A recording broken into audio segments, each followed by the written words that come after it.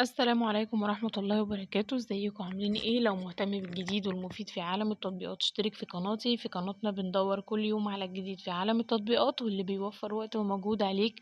مش محتاج تتعب نفسك، كفاية تشترك وتفعل الجرس عشان يوصلك شرح الأحدث التطبيقات المحلية والعالمية لتغيير استخدامك لتليفونك.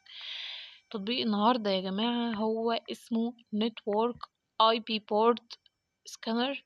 التطبيق ده يا جماعة عمليات التنزيل بتاعته هي 500,000 عملية تنزيل. سعة التخزين 16 ميجا بايت. المرجع بتاعه واخد 5/10 تقييم.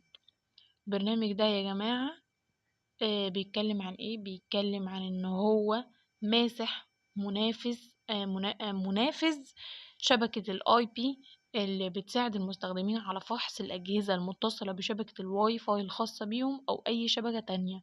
بيقوم التطبيق ده بمسح الأجهزة المتصلة وبيبين أي منافذ مفتوحة على كل جهاز.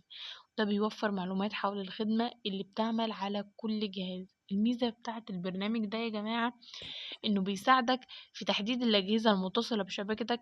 ده بيتيح ليك معرفة إن إذا كان في حد أو في جهاز غير مصرح بيه متصل. بيكشف المنافذ المفتوحة على كل جهاز، وده بيخليه يساعدك في تحديد الثغرات الأمنية المحتملة.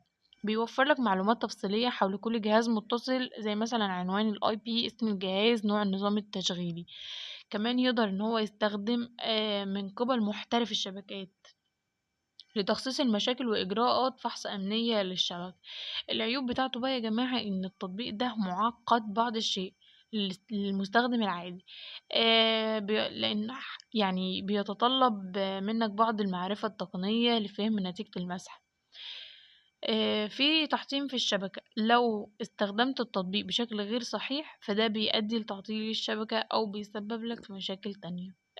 في بعض المناطق ممكن الفحص فيها يكون غير قانوني. عشان كده يا جماعة لازم نتأكد ان التطبيق ده تستخدمه بشكل قانوني في المكان اللي انت فيه. كمان هو ما بيعملش كشف على التطبيق ده على جميع الثغرات الأمنية الموجودة في الشبكة. آراء الناس ليه يا جماعة؟ ناس كتيرة جدا شكرت فيه. ناس كتيرة جدا قالت ان البرنامج ده مميز جدا، البرنامج ده حلو جدا تحت التجربة. ناس تانية قالت ان هو من افضل البرامج المعروفة. كتعليقات سلبية يا جماعة، أنا محدش علق ليه تعليق سلبي، بس اللي أنا عايزة أقوله لكم إن إحنا القناة بتاعتنا هي قناة المكان الوحيد للكلام عن التطبيقات بدون تحيز لأي تطبيق. كل واحد فينا هنا في القناة بيقول تجربته الحقيقية في التعليقات.